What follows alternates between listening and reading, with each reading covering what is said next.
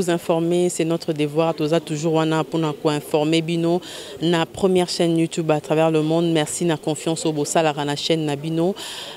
Tozali awa na sepas esika oyo lamuka et uti ko organiser conférence nango a uti ko talisa parmi ba réformes ou akoma qui na plan de sortie de crise. Il y a mon amboka Martin Fayulu réforme etali organisation pe fonctionnement ya Seni ba exposé ango Martin Fayulu pe Adolphe Mozito tina nini ya solo ba ko ça la réforme wana ba talisi bisika nini il faut Seni ezala transformer sikani ba ko zwa mbongo ba lobi était Seni la grande réforme, il faut la dépolitiser. Donc, la politique va la sous na même mise à ma capacité l'icône nango, l'icône na wana pe balobel mamba financement ou posera pe problème, ba yebi sikani ni mo ko pour que Seigneur la financer et dépendre les sous-soutés na baï politique ou balukara ko influencer justement musala na yango ba talisi organisation nango ba changer un peu organigramme il y a Seni pour na ko luka ko bomba misolo lolenge et ezala repanza na cabinet ya batu ebele na ebele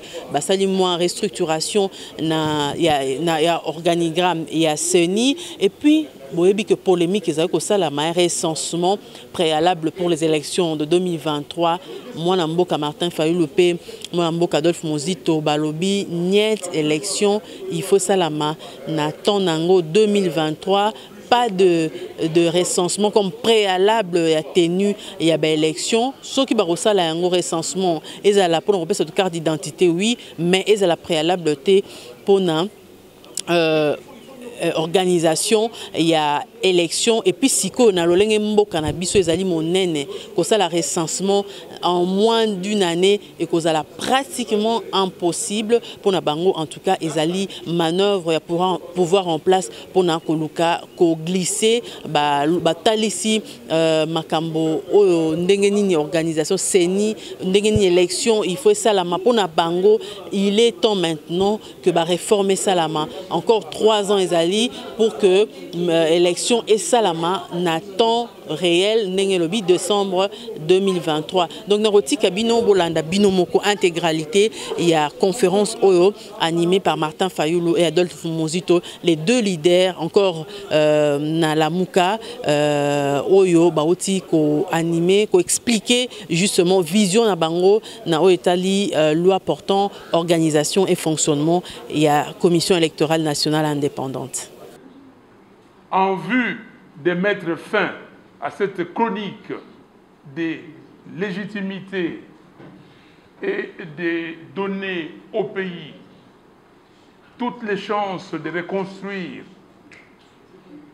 les délégués de la classe politique et de la société civile, forces vives de la nation, réunis en dialogue inter-congolais, ont convenu de mettre en place un nouvel ordre politique fondé sur une nouvelle constitution démocratique sur base de laquelle le peuple congolais puisse choisir souverainement ses dirigeants au terme des élections libres, pluralistes, démocratiques, transparentes et crédibles. C'est de ça qu'il s'agit. C'est comme tout dans tout le pays. On vient de vivre ça aux États-Unis. On vient de vivre ça maintenant en Côte d'Ivoire.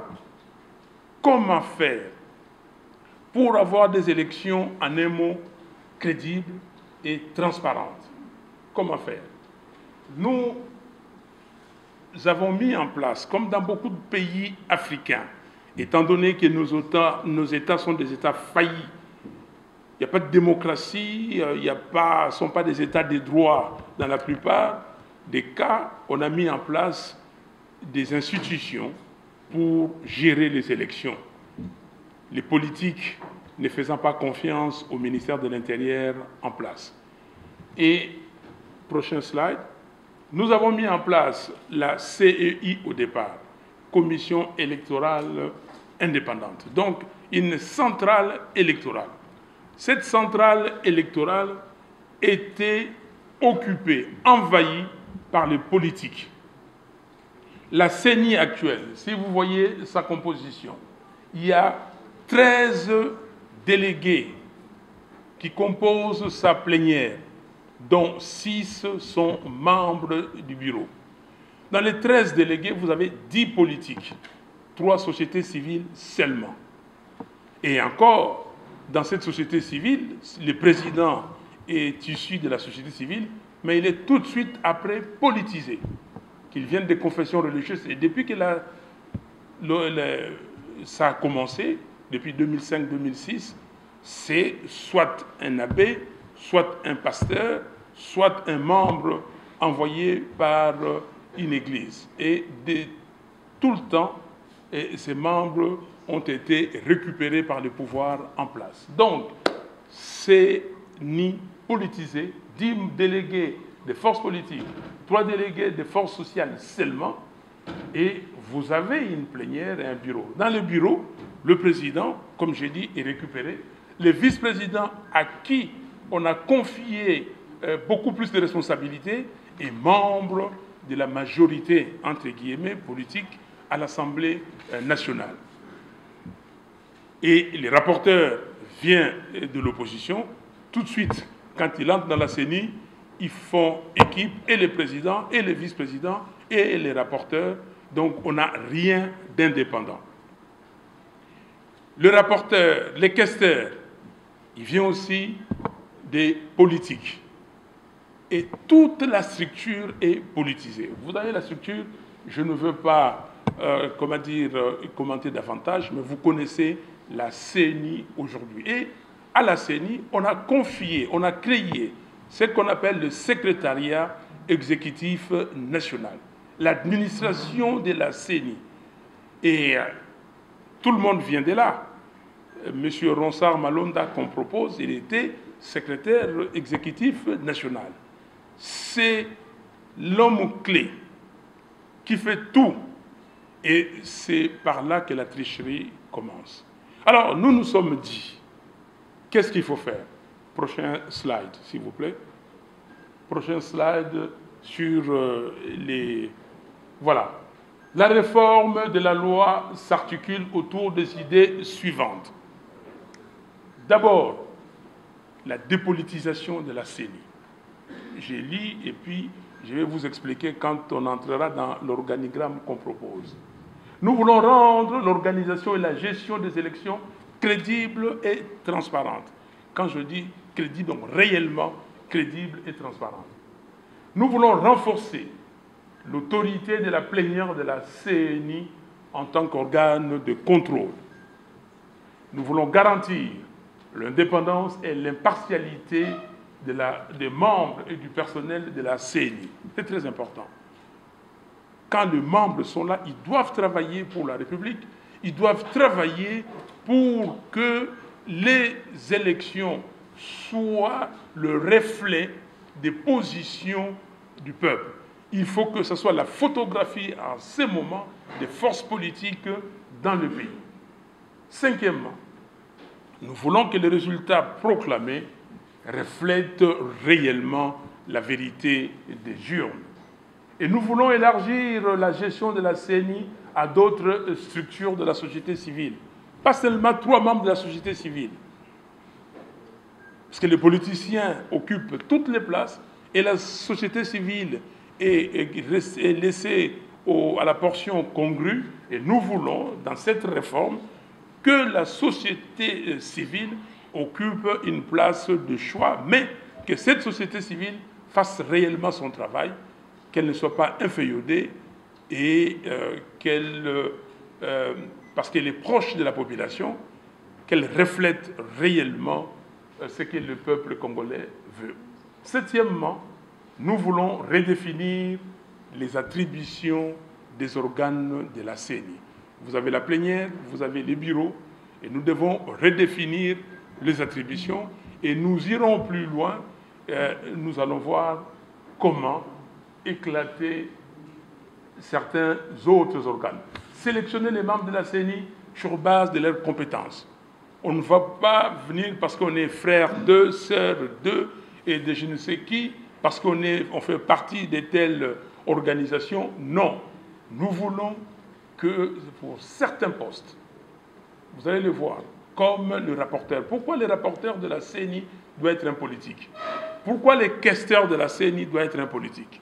Donc nous voulons des concours pour recruter certains membres de la CENI. Nous voulons déconcentrer le pouvoir du secrétaire exécutif national actuel. Il a trop de pouvoir. Nous allons subdiviser le secrétariat exécutif national en trois. En trois secrétariats. C'est ce qu'on appelle dans le jargon du business aujourd'hui la fonctionnalisation. Nous voulons fonctionnaliser. Pas des structures pyramidales. Il y a des chefs qui est tout puissant, tout sacré. Non, nous avons des responsables qui maîtrisent leur département, qui savent ce qu'ils font et ils proposent des choses concrètes à la centrale électorale. Nous voulons réaffirmer le principe d'autonomie administrative et financière de la CENI. Nous voulons rendre effectif les services audit internes. L'audit est là pour aller voir si ce qui devait être fait, ce qui a dit qu'il devait être fait est réellement fait et selon les procédures.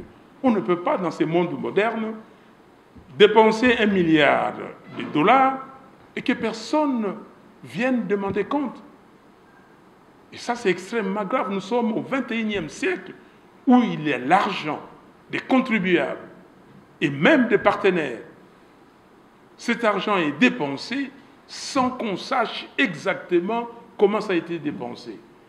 Et donc, nous voulons aussi mettre fin à l'impunité des intervenants dans le processus électoral.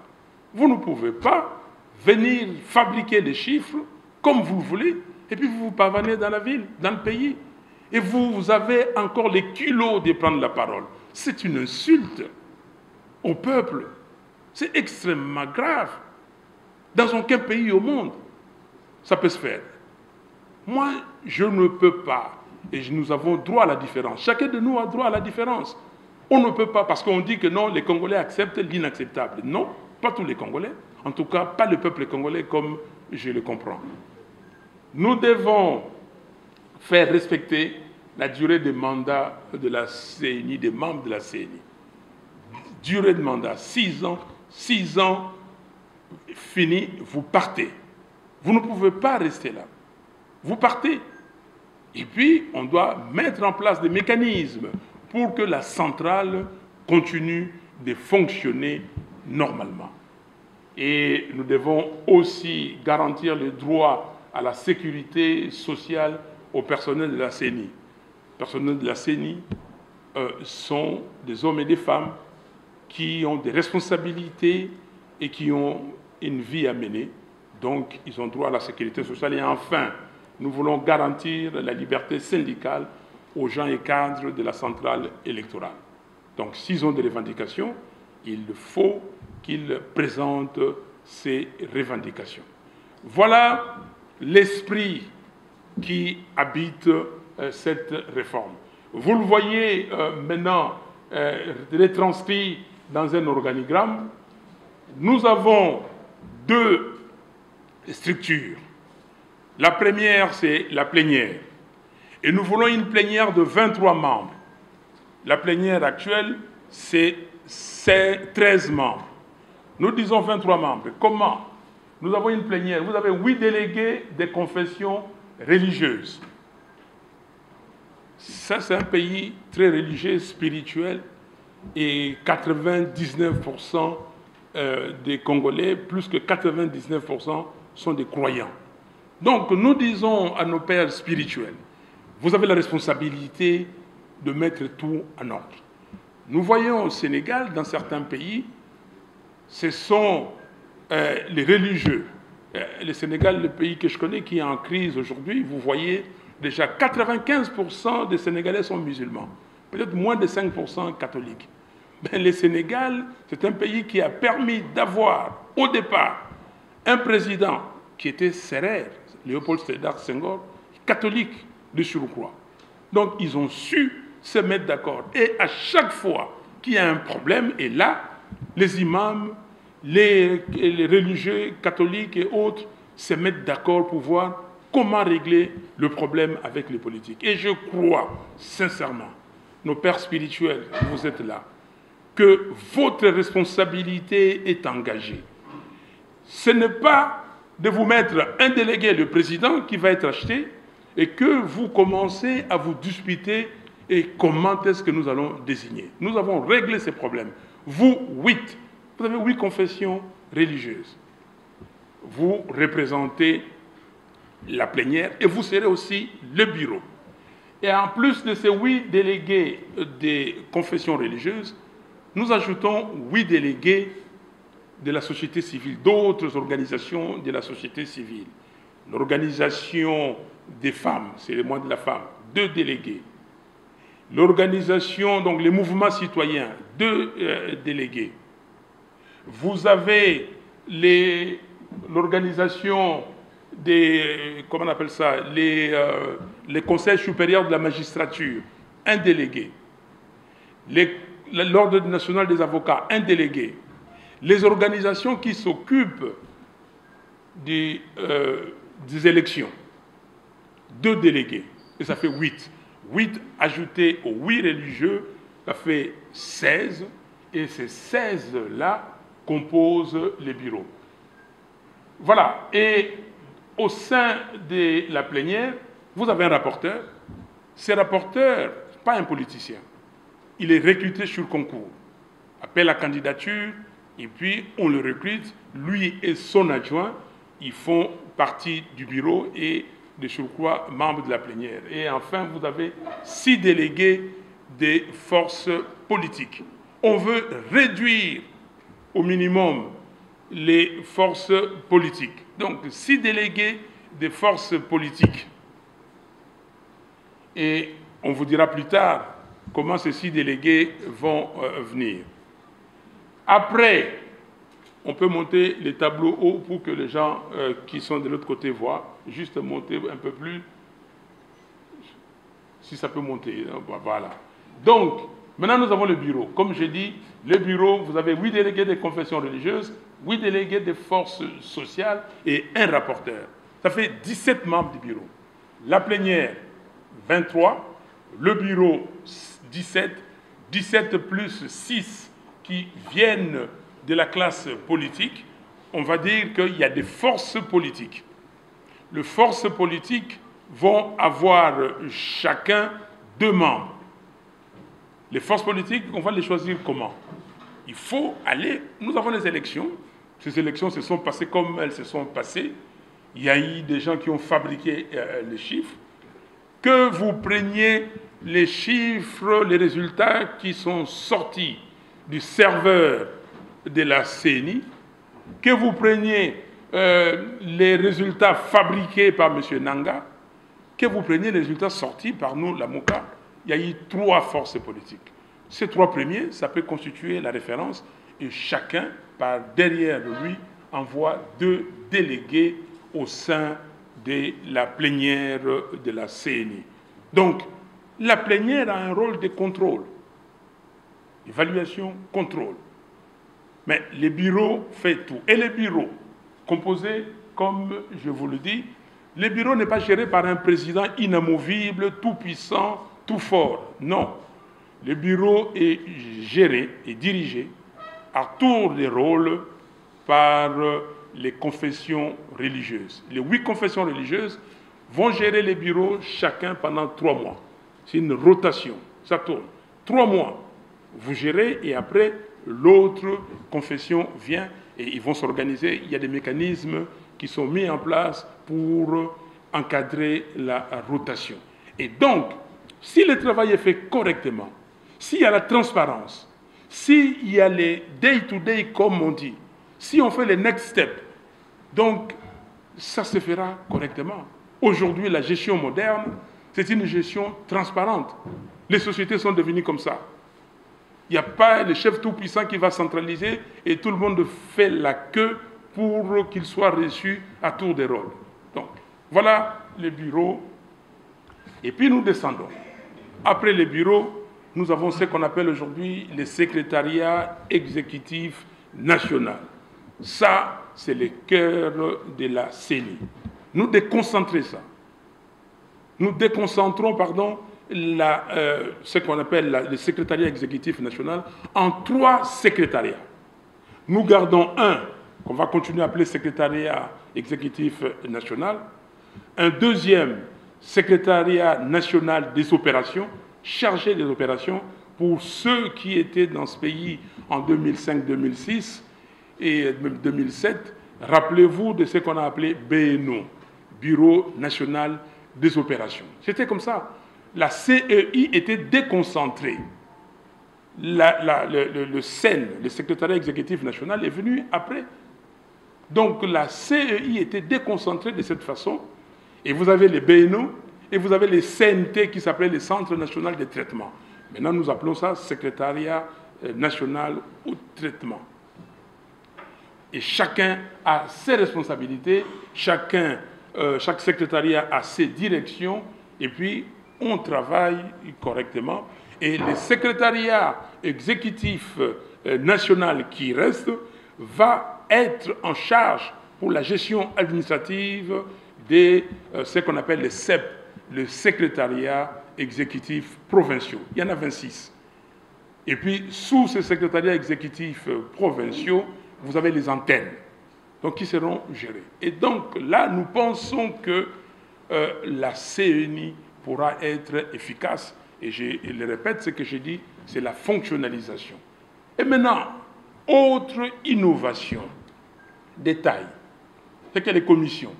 Avant, vous aviez des responsabilités attribuées au président, attribuées au vice-président, attribuées aux rapporteurs. C'était les 3 tout-puissants. Et les questeurs géraient l'argent pour arranger tout le monde. Non. Maintenant, nous allons passer dans le système des commissions. Nous créons 8 commissions. C'est là où se fait le travail.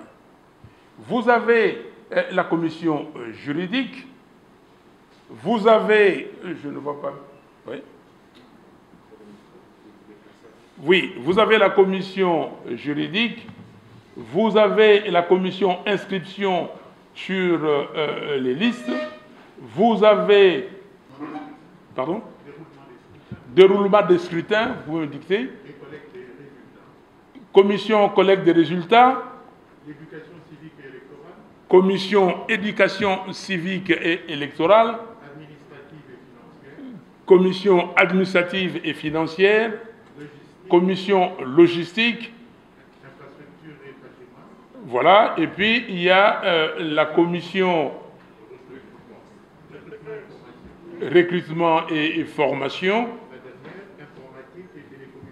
et la dernière commission informatique et télécommunication. Tout se fait là, dans les commissions. Et ces commissions, s'il vous plaît, monsieur, descendez-vous. Et ces commissions, à la tête de chaque commission, il y a un responsable d'une confession religieuse. Vous voyez qu'il a le travail. La confession religieuse ou les délégués dirigent la commission et son adjoint, c'est un membre de la société civile. La société civile est là, il regarde, contrôle, il surveille, enfin, ils travaillent ensemble pour gérer, organiser la commission. Et la plénière, et c'est comme ça que vous voyez ce qu'on appelle en anglais les dotted lines. Et la plénière aussi a un rôle, une responsabilité de contrôle. Voilà l'organisation. Très simple. Les sociétés modernes fonctionnent aujourd'hui comme ça, par la délégation d'autorité, par la fonctionnalisation, par les contrôles et pour s'assurer de l'efficacité. On peut passer au slide suivant, s'il vous plaît. Voilà. Donc, je vais récapituler ce que je viens de dire. Première idée force, dépolitiser la CENI. Nous dépolitisons comment? Par un bureau composé exclusivement des délégués de la société civile. 8 confessions religieuses. Je les cite: Église catholique, Église du Christ au Congo, Église des Réveils, Église kimbanguiste, l'Armée du Salut, Église musulmane, Église orthodoxe, Église et Église indépendante. Les 8 sont là aujourd'hui, ils sont regroupés dans ce qu'ils appellent les CIME. Et c'est comme ça qu'ils le gèrent, qu'ils le discutent. Nous sommes passés individuellement auprès de chaque confession religieuse pour discuter avec eux de cette proposition. Cette proposition, c'est depuis 2019. On parle de ça. Et c'est depuis 2019 que nous discutons, en tout cas avec les confessions religieuses, pour faire passer notre idée. Et je suis désolé. J'ai vu le professeur Bob Kabamba dans la salle, et je suis désolé parce que si nous avions suivi l'initiative du professeur Bob Kabamba avec l'Union européenne, d'avoir ces forums de haut niveau, si j'ai encore une bonne mémoire, ça s'est passé le 24 août de l'année dernière. Quand vous prenez septembre, octobre, novembre, décembre, janvier, février, mars aujourd'hui, nous avons perdu 7 mois. 7 mois. Cette initiative était mise en brèche par certaines personnes, je ne sais pas pourquoi. Donc, nous disons, si le bureau est composé de ces 8, nos chefs spirituels, nos pères spirituels, vont certainement se dire, écoutez, on ne peut pas, on a critiqué les politiques. Qu'est-ce que nous devons faire? Ils vont envoyer certainement les meilleurs d'entre eux, les meilleurs, je dis sur le plan spirituel, qui craignent réellement Dieu.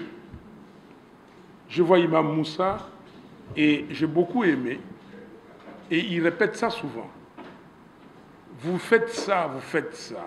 Vous dites ça, vous dites ça. Est-ce que vous craignez Dieu? Parce que si vous craignez Dieu réellement, vous pouvez me mentir, vous pouvez vous tromper vous-même, mais vous ne trompez pas Dieu. Et c'est très important. Et j'espère que une responsabilité énorme de nos confessions religieuses. Et ils seront donc assistés par ces autres organisations de la société civile. Je les énumère: organisation de promotion de la femme, c'est le mois de la femme, 2 membres, organisation d'éducation civique et électorale, 2 membres, mouvement citoyen, 2 membres, conseil supérieur de la magistrature, 1 membre, et conseil national de l'ordre des avocats, 1 membre. La présidence du bureau est rotative entre les 8 membres des confessions religieuses pour une durée de 3 mois. Ensuite, nous avons le rapporteur et son adjoint qui sont recrutés sur appel à candidature, ne sont pas des politiques. Les questeurs et son adjoint sont désignés parmi les comptables publics de l'État. C'est l'argent de l'État, c'est l'argent qui doit être géré. La CNI n'est pas un endroit où on doit aller pour s'enrichir. Non. La CNI, deuxièmement, n'est pas un endroit où les politiciens vont utiliser pour que le président de la CNI achète les politiques. Nous avons vécu ça. Que le président de la CNI utilise l'argent des contribuables pour acheter des politiques. La CNI joue le même rôle dans ces pays que l'Assemblée nationale ou le Sénat, où ces présidents-là ne sont là que, enfin pas que, mais surtout pour payer, acheter les gens. On ne peut pas accepter ça. Autre idée force, c'est la fonctionnalisation, je l'ai dit. Les membres du bureau supervisent chacun une des 8 commissions. Et chaque commission est présidée par un délégué des confessions religieuses, secondé par un délégué des forces politiques. Les forces sociales, pardon. Les contrôles de ces commissions est assurée par les 6 délégués des forces politiques. Et je crois qu'ils ont là un œil. Et nous disons que et les bureaux et la plénière, nous voulons que le mot de décision soit les consensus. On peut arriver les divergences.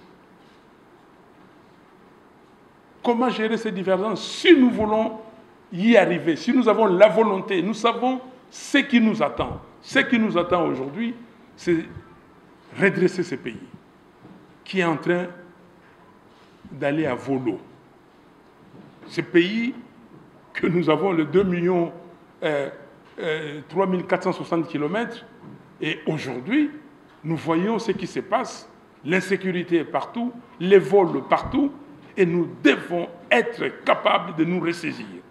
Et nous dire, la démocratie, c'est aussi une des définitions que j'aime, je crois que Senghor, l'ancien président sénégalais Senghor l'utilisait beaucoup, c'est de voir comment gérer nos différences. Comment nous mettre ensemble pour gérer nos différences. On peut y arriver. Et je suis convaincu que le monde est aujourd'hui peut-être conflictuel, mais les gens arrivent toujours à avoir des consensus, à réduire au maximum les différences pour voir ce qui nous unit. Quand nous étions à la conférence nationale souveraine, le cardinal Mosengo, alors Monseigneur, il répétait à chaque fois, « S'il vous plaît, mettons de côté nos différences. Mettons ensemble ce que nous avons en commun. Et nous allons réussir. » Pour ceux qui se rappellent, qu'ils se rappellent encore de son message. Qu'avez-vous fait? Et on va nous demander, qu'avez-vous fait? Pas simplement aux Congolais, les diplomates que vous êtes ici. Je rencontre certains ambassadeurs qui étaient ici à l'époque. Je les rencontre, que ce soit de tous les pays, je ne veux pas citer les pays ici. Je les rencontre. Mais on peut vous dire, qu'avez-vous fait quand vous étiez là? Quelle était votre contribution? Est-ce que vous avez dérangé, grisé le système? Est-ce que vous avez mis de l'huile, la graisse, pour que ça roule, ça coule? Flawless. On va nous demander, donc, nous tous, nous sommes responsables. Donc, nous disons, le secrétariat exécutif national est éclaté en 3 secrétariats, comme je dis, secrétariat exécutif national, secrétariat national des opérations et secrétariat national des traitements.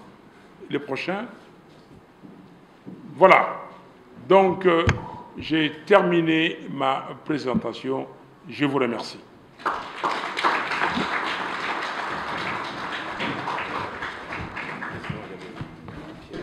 Parce que ce qui s'est passé, ça ne s'est pas bien passé.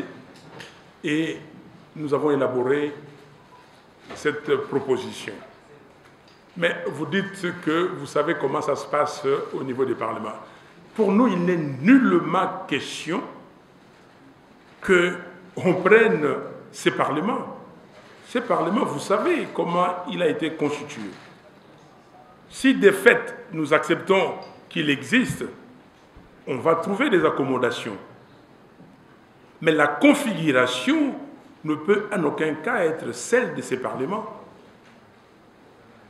Parce que j'ai déjà appris, j'ai vu que les gens sont excités. Ah oui, tel a déposé une proposition de loi. Non. Ça va, et c'est pour ça que j'ai cité le professeur Bob Kabamba. Nous devons, entre parties prenantes, nous mettre ensemble, discuter. Et dès que nous avons discuté, tout est arrangé, comme le Premier ministre vient de vous dire. C'est une proposition. Il y a des gens qui peuvent amener des améliorations et puis nous aurons un document final entre parties prenantes. Et à la fin, nous sommes d'accord parce que nous sommes dans une situation de fait et amener ça à l'Assemblée nationale pour entériner ça in globo. Exactement, et vous le savez, vous étiez présent quand nous nous sommes réunis au dialogue organisé par la conférence épiscopale nationale du Congo, fin 2016, nous nous sommes réunis en politique, et les politiques, il était question que ce que nous nous sommes convenus, qu'on amène ça à l'Assemblée nationale pour entérinement. Donc, il n'y a pas de souci.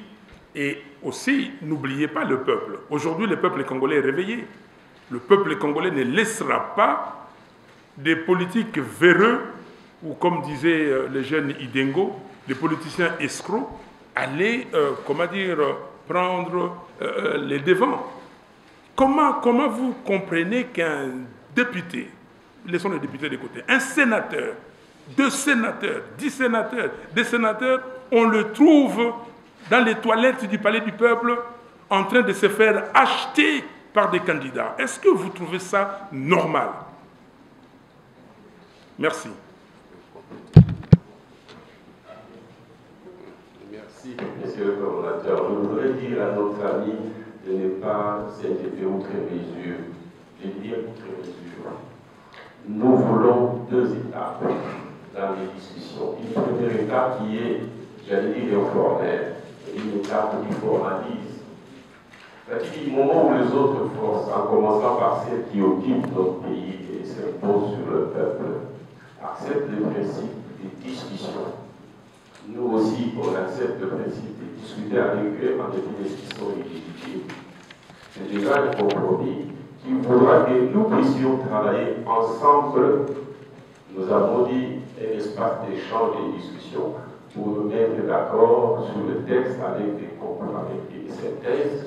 Et la deuxième étape, c'est celle de la formalisation à travers le Parlement. Ça signifie, vous voyez, même si ces pouvoirs étaient légitimes, les lois, y compris la loi budgétaire, ne se discutent pas au Parlement. C'est vrai qu'au Parlement, on va amender, enrichir, il y a un rituel. Mais les parlements, les lois, les textes sont discutés à l'informel au sein des appareils politiques, au sein de la coalition. Et quand ça va au Parlement, c'est plus ou moins avec les grandes orientations déjà définies par les partis dirigeants. C'est le principe des partis dirigeants. Même aux États-Unis, en Europe, c'est dans les couloirs, c'est dans les États majeurs qu'on arrive à trouver la synthèse qui oriente à travers la loi la société. La loi est sous-tendue par la vision et projet de société. Donc, nous allons voir cet échange, un peu comme on a fait avec le Parlement hier pour avoir la première constitution. La première constitution n'était pas élaborée par les députés au Parlement.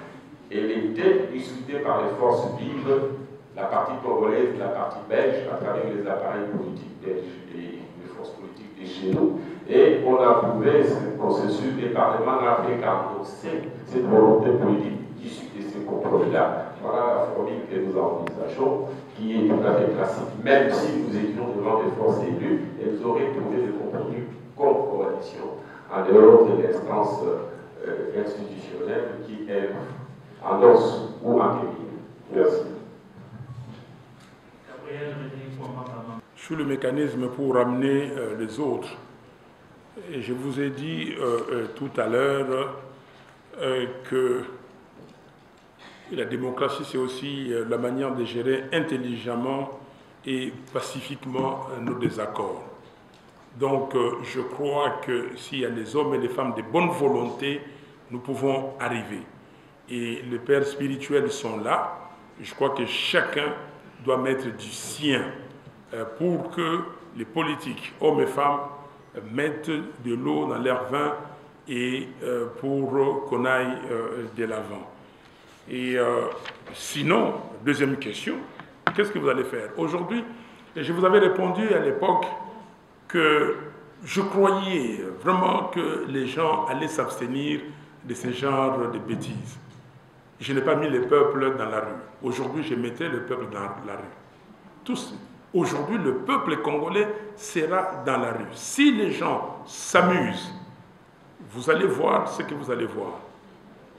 Si les gens s'amusent aujourd'hui, vous allez voir ce que vous allez voir.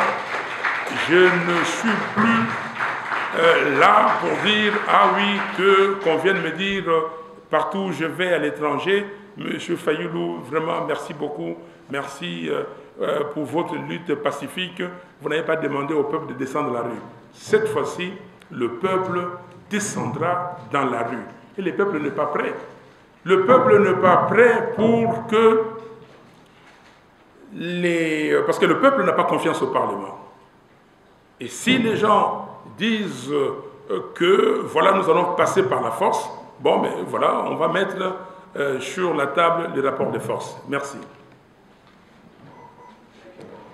Merci. Vous voulez savoir ce que nous ferons pour amener les autres à la table des négociations. Bien.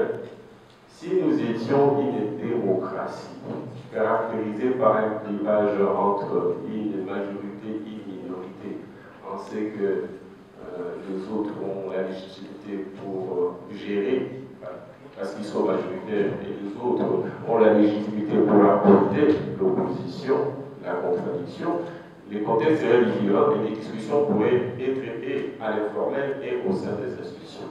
Ce n'est pas ça le clivage entre des légitimités différentes. Le clivage se dit par des gens illégitimes qui s'imposent à la tête du pays, d'autres par le peuple de lui-même organisé par nous comme résistance.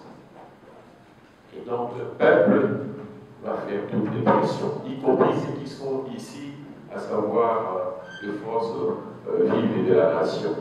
Nous ferons toutes les pressions nécessaires pour amener ceux-là à aller vers le peuple avec nous pour que celui-ci tranche. Il s'agit de la guerre d'un peuple face à ses oppresseurs. Il ne s'agit pas d'un clivage entre eux et nous.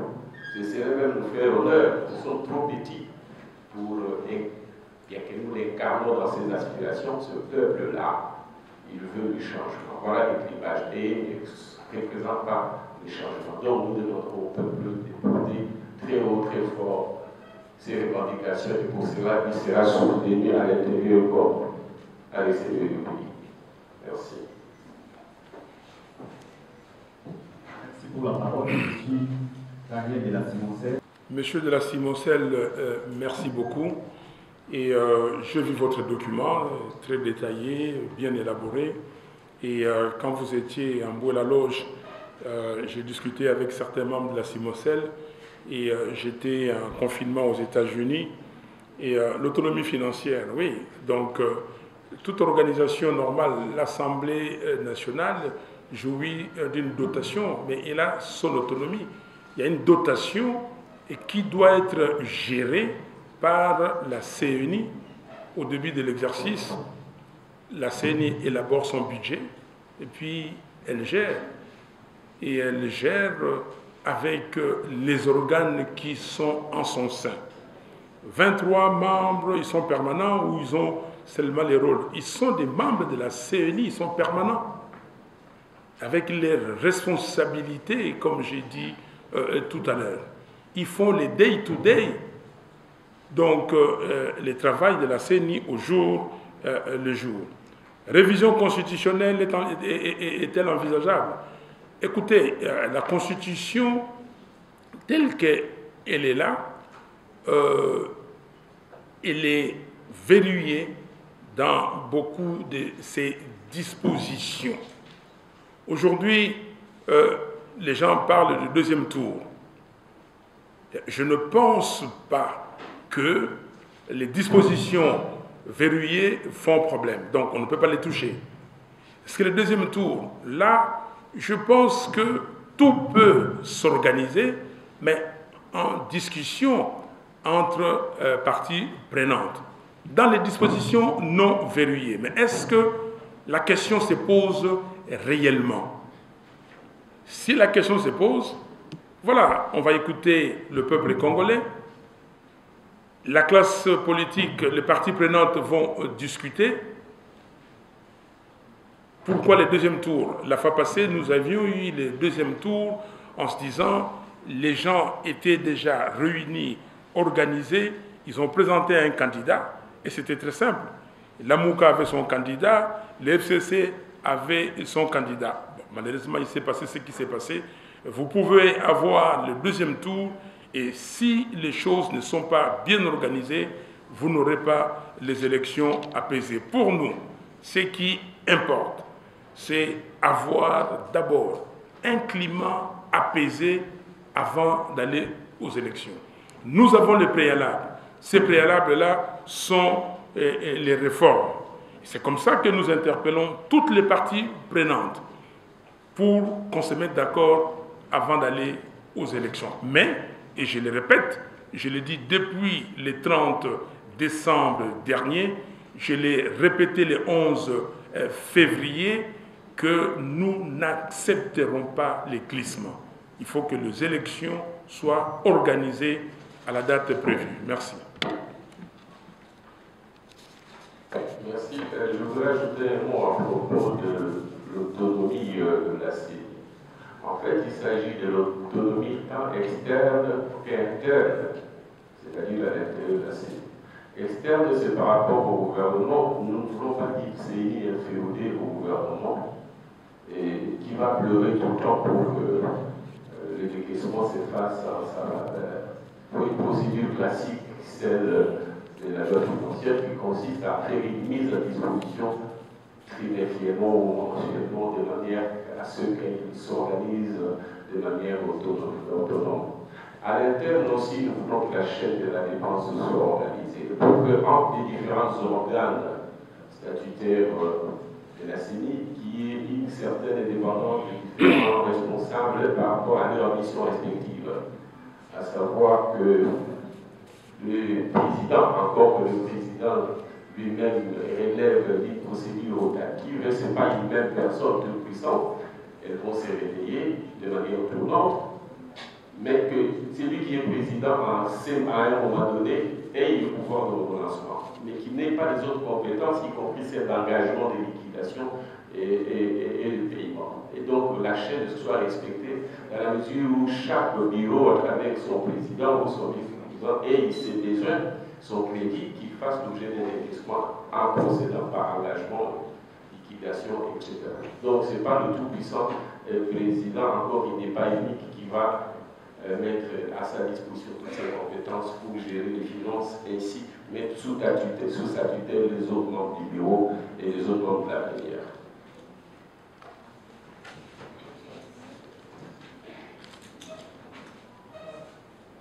Je remercie l'intervenant tout à l'heure. Je suis Madame Aziamina. Les contextes. Tout pays a un contexte. Tout un contexte. Depuis 1960, nous avons un contexte. Et vous dites comment le financement va se passer. La CENI a dépensé pour les élections passées près d'1 milliard de dollars. Mais plus de la moitié était, était allée dans les poches des gens. La CENI aujourd'hui est pléthorique, plus pléthorique que ce que nous nous proposons. Aujourd'hui, les bureaux, regardez les bureaux du président et les cabinets du président, combien de membres? Les cabinets des membres du bureau, combien de membres? C'est pléthorique. Mais là, nous prenons un cabinet qui est collégial, un bureau où les gens, peut-être, comme on dit dans les assemblées provinciales ou dans les règlements intérieurs de l'Assemblée nationale ou du Sénat, le président a droit à un cabinet comme de 7 personnes, et ainsi de suite. Donc, nous avons un cabinet, on va réduire de plus de moitié l'effectif actuel de la CENI. Si de ça que vous parlez, la réponse est là. La configuration actuelle fait appel à peu de membres payés par la CENI. La configuration actuelle engage des réductions des coûts parce qu'on ne va pas utiliser l'argent de la CENI pour corrompre les politiciens. On ne va pas utiliser l'argent de la CENI pour s'acheter des maisons à la Gombe ou en Afrique du Sud ou à l'étranger. Non. Donc, les indemnités, ou je ne sais pas comment vous les appelez, les émoluments des membres de la CENI seront connus de tout le monde. Nous sommes le seul pays où on ne sait pas ce que le président de la République touche. Nous sommes le seul pays où on ne sait pas ce que le président de l'Assemblée nationale, le président du Sénat touche. Nous sommes dans un pays où on dit que non, venez, qu'il faut, vous me donnez de l'argent pour corrompre les membres parce que je vais être président du Sénat ou je ne sais quoi, ou membre du bureau, parce que là-bas, je vais toucher 50 000 $ par mois. 50 000 $. Vous avez vu dans quelle institution au monde, aujourd'hui, même dans le pays le plus riche du monde, où l'animateur principal touche 50 000 $. Ça existe. Donc, vous pouvez déjà réduire les coûts à partir de ces moments, à partir de ces niveaux. Qu'est-ce qui est alloué à chaque membre? Il est là, il va, il dit que je vais vivre correctement, j'ai besoin d'aller au bureau et de travailler, j'ai, la garantie, l'assurance médicale, et ainsi de suite. Mais on ne va pas là-bas pour devenir riche. Si vous voulez devenir riche, allez faire du commerce, créer des entreprises, faites des start-up. Donc, pour ça, à ce niveau-là, notre proposition a tenu compte des réductions des coûts. Dernière question, les 3 mois de rotation. Nous voulons être effectifs. Ça s'applique ailleurs. Ça s'applique.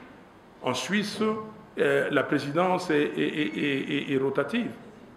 Et dans beaucoup de pays, dans des organisations internationales. Mais si les choses sont faites correctement, où tout le monde participe, où il y a check and balance, les gens voient ce qui se passe. Vous prenez les décisions collégialement. C'est juste comme si vous venez, vous mettez quelqu'un pour présider les réunions. Ce monsieur ou cette dame, c'est juste pour présider et tout se passe correctement. Donc, apprenons aussi à se départir de nos idées faites. Je me rappelle, dans ma société où je travaillais, et quand c'est arrivé, mais il y a plus de... cette affaire est arrivée il y a plus de 20 ans, on disait qu'on voulait fonctionnaliser. Aux États-Unis, en Europe, c'était déjà fonctionnalisé, mais les Africains disaient « Ah non, nous ici, il faut avoir un directeur général. » Mais directeur général, pourquoi? On dit que vous êtes responsable d'un produit. Donc, il faut qu'on rentre dans le monde moderne. On ne va pas dire que voilà votre question, ici chez nous. Mais ici chez nous, on parle depuis 1960, rien n'a marché. Et cette fois-ci, il faut essayer de sortir des sentiers battus. Merci.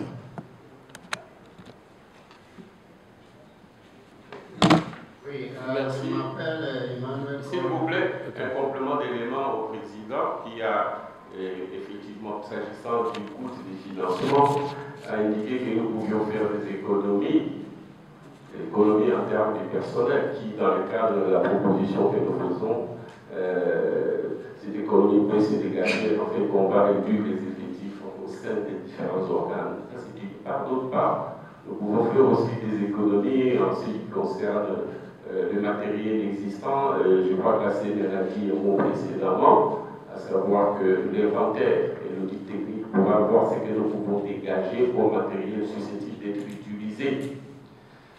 À la suite de cette double économie, il y a maintenant ce qu'on peut dégager comme besoin de financement, d'une part, et le monde des financements. Je crois que, madame, vous avez insisté sur le monde des financements, où viendra l'argent avec un État en faillite, ça c'est évident. Nous venions de publier une tribune dans laquelle nous avons plus ou moins chiffré l'horizon des chiffres ou des besoins de financement, et devant le fait qu'il fallait un inventaire et d'auditeurs. Si nous faisons ces deux économies-là, ce qui va rester, nos bailleurs de fonds, nos partenaires ont toujours été disposés de nous accompagner là-dessus. Donc on pourra envisager que si nous avions à 800 millions de $, 700 millions de $, l'État congolais peut participer pour 300, 400, quitte à ce qu'il dégage dès aujourd'hui, dans le cas des collectifs budgétaires, parce que j'imagine que le pouvoir actuel, avec son gouvernement et son budget 2021, plutôt adopté par le Parlement sortant, entre guillemets, le niveau sortant, pourrait, dans le collectif,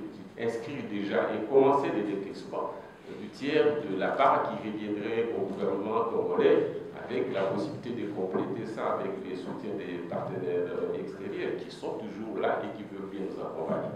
Donc l'argent est là et nos partenaires ont besoin aussi que le Congo avance parce que cet échange en termes de coopération, un Congo qui se porte bien, c'est aussi un partenariat donnant-donnant, gagnant-gagnant qui va s'installer. Ils ne vont pas faire la fine bouche pour nous aider parce qu'ils ont démontré par le passé que à nous accompagner. Nous avons pu faire des contributions par le passé. Relativement. Merci. Emmanuel, merci beaucoup. On a lutté ensemble, mais pas un seul instant, toi et moi, nous avons parlé du recensement comme préalable des élections. Je ne sais pas si les gens savent ce que c'est que le recensement. Quand j'étais étudiant, je travaillais de temps en temps, j'allais à l'INSEE, Institut national des études statistiques économiques. Vous savez faire le recensement. Est-ce que vous avez aujourd'hui les capacités? On vous dit qu'on a le NIP. Emmanuel, est-ce que vous vous rappelez que la semaine du 19 au 26 janvier 2015, j'ai conduit une manifestation ici et on s'est retrouvé à la résidence de l'ambassadeur de France où tous les ambassadeurs étaient là, y compris celui des États-Unis, pour nous dire arrêtez la population. Parce que la population a dit non, le recensement ne peut pas constituer un préalable pour les élections. J'entends les gens dire qu'on peut faire le recensement dans un an. Qui vous dit ça dans un pays de plus de 2 300 000 km², dans un pays où vous avez l'insécurité? Comment vous allez aller recenser les gens à Rutshuru? Comment vous allez aller recenser les gens dans certaines contrées de l'Ituri? Et vous allez recenser qui? Dites-moi, Emmanuel, qu'est-ce que vous aurez au niveau du recensement, l'élément essentiel, que vous n'avez pas avec l'enrôlement des électeurs? Quel est le plus que le recensement va donner? On dit qu'on va savoir qui est congolais, qui ne l'est pas. Mais le recensement, qu'est-ce qui fera que vous sachiez, vous appréhendez tout le monde qui vient et vous dites qu'il est congolais? Et que vous ne pourrez pas, cette technique-là, l'adapter pour l'enrôlement des électeurs.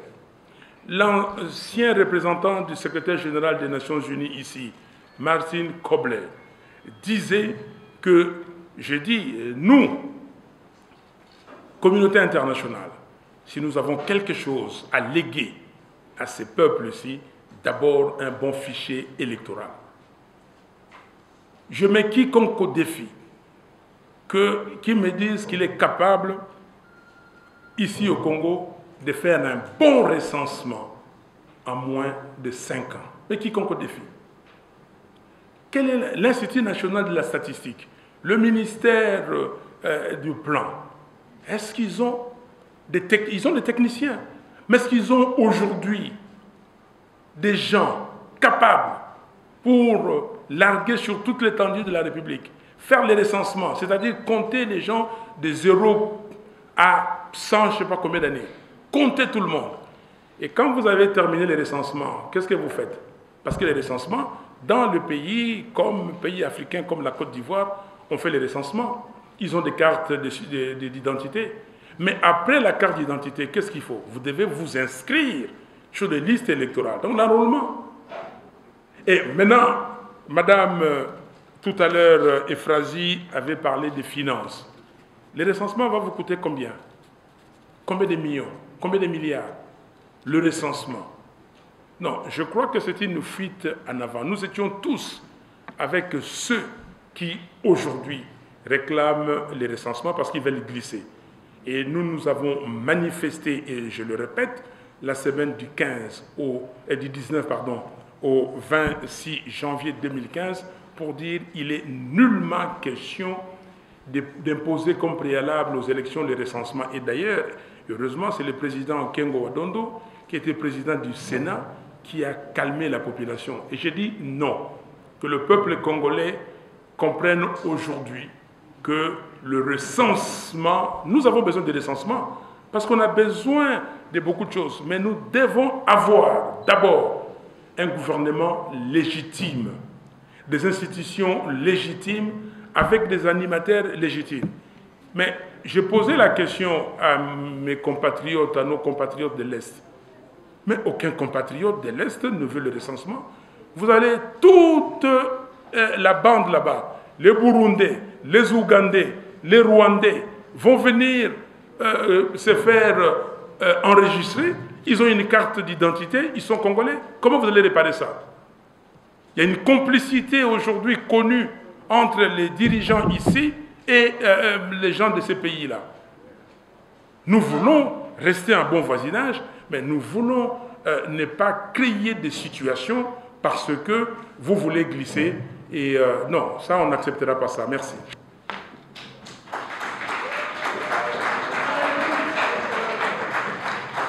Merci, mais moi j'ai honte que de tels propos viennent des cadres d'un parti historique qui a lutté pour un état de droit.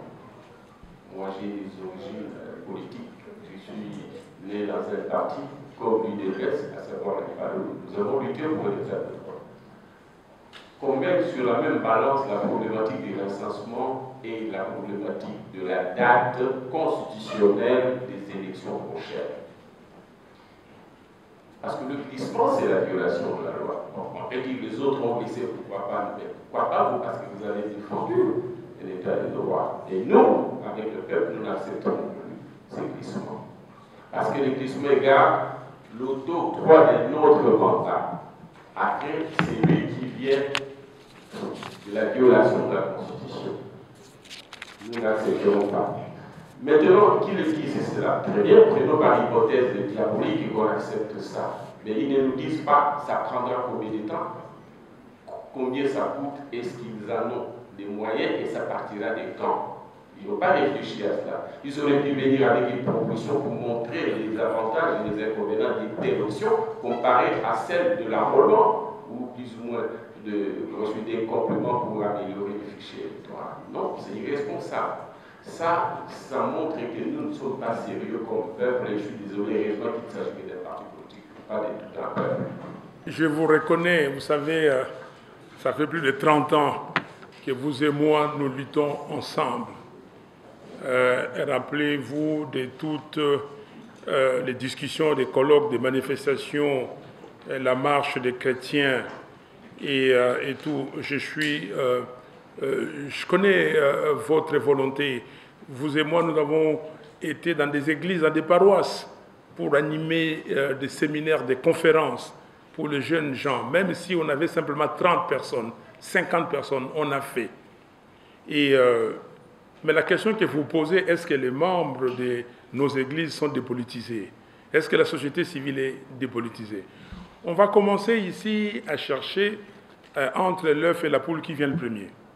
Donc, ce débat-là, ce sera difficile. C'est pour cela que j'ai dit tout à l'heure, c'est la responsabilité de nous tous. Sinon, on ne sortira pas de ces traquenards. Nous sommes pris dans un piège. Mais vous posez la question, à quoi servent les élections? Mais c'est un piège à con. Bon, maintenant, est-ce qu'on a trouvé un autre système, une autre solution pour accéder au pouvoir? Quel est le mode de dévolution du pouvoir? En tout cas, notre Constitution dit que c'est par les élections. Et je l'ai mis ici, en première slide, que depuis 60, notre pays connaît des problèmes, des crises récurrentes, essentiellement dues au manque de légitimité des animateurs et de leurs institutions, ou des institutions et de leurs animateurs. Mais les Congolaises et les Congolais, forces vives de la nation, se sont retrouvés pour mettre en place une constitution sur base de laquelle le peuple se choisira librement ses dirigeants. Jusque-là, c'est ça. Je n'ai pas vu un autre mécanisme qui donne la dévolution du pouvoir. Donc, pour l'instant, c'est ça. Nous n'avons que les élections. Bon, si quelqu'un... il y a des coups d'État, il y a des révolutions citoyennes. D'ailleurs, l'article 64 de notre Constitution permet une révolution citoyenne. Mais pour l'instant, le mode pacifique, ce sont les élections. Alors, la question que vous posez, qui a mis en place la CENI? Vous le savez, mais la CENI, ce n'est pas une particularité de notre pays. La CENI concerne presque tous les pays africains. Je cite le dernier pays qui vient d'avoir les élections, la Côte d'Ivoire. Et ils ont encore gardé l'appellation CEI, Commission électorale indépendante. Tous ces pays qui vont avoir les élections, là, ce sont leurs CENI qui font les élections. Ils ont des centrales électorales. Bon, le monde est devenu un. Quand vous avez une crise on vous dit que bon, mesures d'ajustement structurel, plus précisément programme d'ajustement structurel, les PASS, on dit que le Brésil, le Congo, le Ghana, mais ces deux pays-là sont sortis de ces systèmes depuis, mais nous sommes toujours dans la perfusion. Mais maintenant, la question des élections, la question de la CENI, mais toutes ces questions, M. l'abbé, que vous posez, ces questions de notre maturité, la maturité du peuple congolais, la responsabilité du peuple congolais, votre dignité. Est-ce que vous êtes digne que vous allez dans un pays, qu'on vous dise que non, mais est-ce qu'on a appris là-bas chez vous que les parlementaires se sont fait acheter comme des petits-enfants? Est-ce que vous êtes content? Et vous êtes avec eux? Mais maintenant, c'est une question qui doit être, nous tous, nous devons nous la poser pour dire maintenant, comment changer de paradigme? Comment sortir des sentiers battus? Comment dire que nous sommes citoyens quand Lumumba a parlé? Qu'est-ce qu'il nous a dit? Si Lumumba, Kasavubu et les Kimbangu, tous revenaient ici aujourd'hui, seront contents de nous? Même les Mobutu qui sont morts dernièrement, même les, Mzee Kabila, est-ce qu'ils seront contents? Et donc nous sommes là. Pourquoi nous occupons cet espace? On occupe inutilement. Donc notre maturité, notre responsabilité à chacun de nous est, requise. La CENI, alors si ça a été inventé parce que nous, Africains, nous sommes faibles, mais nous devons nous révolter, ça, mais révolter comment? Montrer de quoi vous êtes capable. Moi, si on me dit que je ne suis pas capable, je vais dire qu'écoutez, merci, j'ai dit oui. Mais je vais montrer dans l'action de quoi je suis capable. Nous avons fait la proposition de sortie de crise. On a essayé de parler à tout le monde et tout. On nous a dit que, mais voilà, écoutez, mais vous dites, aujourd'hui, nous vous montrons que nous sommes capables de dévoiler ces propositions. Voici un élément, la loi portant organisation et fonctionnement de la CENI. Donc, nous, Africains, nous, Congolais, montrons de quoi nous sommes capables. Révoltons-nous par l'action positive. Dernière question, Monsieur l'abbé, financement des élections. La souveraineté, mais la souveraineté ne se décrète pas comme ça. Si nous voulons être souverains et tout ça, aujourd'hui, on cherche des milliards de dollars pour nourrir les gens. On n'a pas encore trouvé. On cherche des milliards de dollars. Le pays, ici, il y a 40 millions de Congolais qui vivent, et encore, quand on dit 40 millions, je ne sais pas, sous le seuil de pauvreté. Les programmes alimentaires mondiaux, les tels programmes, les tels. Donc, tout ça, nous cherchons à nourrir, nos populations. Les autres pays s'organisent pour payer ce qu'ils doivent payer. Mais nous, qu'est-ce que nous payons? Tous nous sommes perfusés. Tous. Alors, maintenant, la souveraineté doit commencer par, pour moi, la mise en place des institutions légitimes avec des animateurs légitimes qui, eux, doivent être conscients qu'ils ont été mis en place par le peuple, qu'ils ont un mandat du peuple, qu'ils peuvent avoir un délai de grâce. Mais passé ce délai de grâce, le peuple doit demander des comptes parce que dans la période requise, ils doivent aller de nouveau, aux élections. Voilà, Monsieur l'abbé. Et ça me permet de remettre en question la CENI. Vous avez raison, mais seulement on a expérimenté les deux scénarios, à savoir élection organisée par l'administration, élection organisée par la CENI, à chaque fois ça n'allait pas. Donc ce n'est pas l'organe organisant les élections qui pose problème, sur le système globalement. Il faut travailler sur le système, mais travailler sur le système, ça ne se décrète pas. C'est un processus historique. Même les vieilles démocraties actuelles qui se sont développées ont appris en se trompant. C'est dommage que les gens disent comme ça. Un peu comme si j'étais d'accord qu'on se trompe, etc., et qu'on a pris dans ce combat. Je n'exprime pas un vœu, j'exprime un fait historique qui fait que c'est progressivement dans les rapports de force qu'on a évolué pour l'amélioration qualitative de la société. C'est toute la société prise comme système qu'il faut améliorer, l'organisation des élections, quel qu'en soit l'organe, l'équipe des articulations. Donc, administration comme c'est dit, tant que les systèmes est mauvais, tant qu'on lutte encore Tant qu'on lutte pour construire la démocratie, c'est-à-dire la transparence, l'égalité, les résultats, nous aurons toujours des faiblesses, quelle que soit l'instance par laquelle nous organisons les élections. Donc c'est un combat dans un processus historique. Deuxièmement, vous parlez du financement en proposant que nous puissions organiser les fonds pour être plus ou moins souverains. Non, ce n'est pas tant parce que les ressources viennent du peuple, parce que même les ressources de la signature viennent du peuple à travers les trésors publics, à travers l'impôt. C'est lui qui gère les fonds. Moi, pardonnez-moi de dire comme ça, j'ai organisé les élections en 2011 avec un financement plus ou moins de 100%. Au nom de la souveraineté, mais il y a eu des contestations, il y a eu la fraude, plus ou moins. Donc c'est pour dire comment organiser la souveraineté, comme a dit le président élu pour que l'autorité qui incarne la souveraineté soit l'émanation du peuple et se sente plutôt rédévable et fasse en sorte qu'il n'y ait pas des élections et n'organise pas la fraude ou les glissements. C'est cette étape-là qui ne se décrète pas non plus, qui est le résultat d'un combat de tout à fait. Donc, ce n'est pas parce que nous aurons créé un fonds, sa gestion sera institutionnalisée. C'est comme le budget de l'État qui vient d'un fonds collecté au profit du peuple.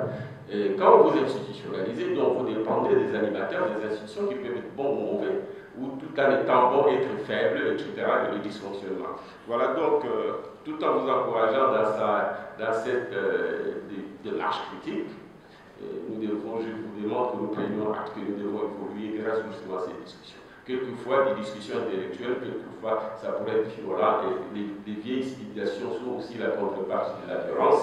Je pense qu'il y a des guerres qu'on n'a pas encore faites. Merci. Le vote obligatoire. Peut-être vous amenez cette proposition-là en disant que le vote est obligatoire, donc toute personne doit voter et qu'on n'a pas besoin d'enrôlement. Les jours de vote, il vient, il montre ses documents et puis il vote. On peut aller dans ce sens-là. C'est une proposition que vous pouvez mettre sur la table. Mais je reviens encore sur le recensement. Je suis totalement d'accord avec vous qu'un député représente une fraction de la population. Mais qu'allez-vous répondre?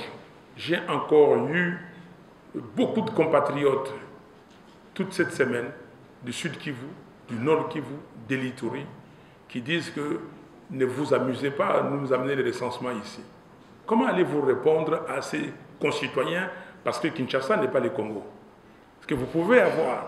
Donc il y a des gens qui vivent avec des situations extrêmement difficiles de voisinage. Comment vous allez empêcher ces, les autres qui ne sont pas congolais de venir s'enregistrer, s'enrôler, enfin, disons, se faire recenser, et ils sont recensés comme congolais. Et ils ont des cartes d'identité. Mais je suis d'accord avec vous. C'est pour cela qu'il faut commencer cette action. Cette mesure, c'est une mesure provisoire. Et ça a été provisoire. C'est comme ça, Martine Kobler disait, donner à cette population les vrais, fichiers électoraux. Si nous avons un bon fichier électoral, si nous disons toutes choses restant égales par ailleurs, ça veut dire que nous avons la proportion. Et ça serait au prorata. Donc, cette population, si on ne fait pas, on dit que non, comme la fois passée, le Congo central, on a dit seulement 34% de la population qui a été enrôlée. Kinshasa, moins de 40%. Mais on a gonflé les chiffres. Au Sankourou, sur 222 200 000 personnes qui vivaient en ce moment, on a enrôlé 2 020 000 personnes. Pour finir avec 1 100 000. On a retranché plus d'1 million. Mais je mets aussi quiconque au défi. Parlons des élections de 2018. Monsieur l'abbé, parlons des élections de 2018, docteur Sonji. Si monsieur Nanga ne s'était pas interposé pour fabriquer les résultats, vous ne serez pas là. Le peuple congolais, ce n'est pas le peuple. Le peuple congolais s'est donné de la peine pour aller voter. À voter, c'est pour ça que nous parlons de la vérité des urnes. Si la vérité des urnes s'était exercée, et vous l'avez vu que la CENCO a donné les résultats, vous l'avez vu, le serveur de la CENI a donné les résultats. Mais si certains compatriotes n'avaient pas trahi les Congolais, on ne serait pas là. On ne parlerait pas des élections truquées et tout ça. On aurait déjà eu une situation qui commence à se normaliser. Donc, au lieu de chercher des complications, moi j'ai appris, quand vous avez une équation mathématique ou n'importe quelle équation, mais il faut d'abord la simplifier. Donc, le système aujourd'hui, simplifions, entrons dans le système normal et après, nous aurons le recensement. On ne dit pas que le recensement, nous sommes contre le premier, je vous ai parlé de l'INSEE ici. Moi, le premier, je suis pour le recensement, mais pas comme préalable aux élections. Et le recensement qui doit être fait par des institutions légitimes et non illégitimes. Merci. Docteur, je crois que nous devons faire la différence entre les principes et la réalité devant laquelle nous sommes. Les principes en situation normale, institutions démocratiques, situation stable du pays, etc., sans tout ce que nous avons à l'est du pays, l'invasion de notre territoire, c'est ça le principe. Les choses sont faisables. Mais ça, c'est le principe. La réalité, c'est quoi? C'est que nous sommes devant une triple contrainte. La première contrainte, c'est le temps. D'abord, la Constitution qui nous fixe un délai. À moins que vous pensiez qu'on peut contrebalancer la date de la Constitution par l'organisation des recensements et dire à la Constitution, tu restes là, on s'en fout de toi. L'administration exige la transparence et il faut le recensement. Ça, c'est la première contrainte. La deuxième contrainte, par rapport à celle-là, c'est le temps que prendraient les recensements. Si nous étions en situation normale, on peut prendre 1 an, 2 ans. Maintenant, nous sommes dans des lettres, il faut tenir pour ne pas violer la Constitution. La troisième contrainte, c'est le financement. Parce qu'il faut financer l'enrôlement et le recensement, si c'est le recensement ou dégager des moyens aussi importants qu'implique cette démarche. Donc, nous sommes d'accord avec vous si vous voulez développer le principe qui correspond à la situation souhaitable et idéale.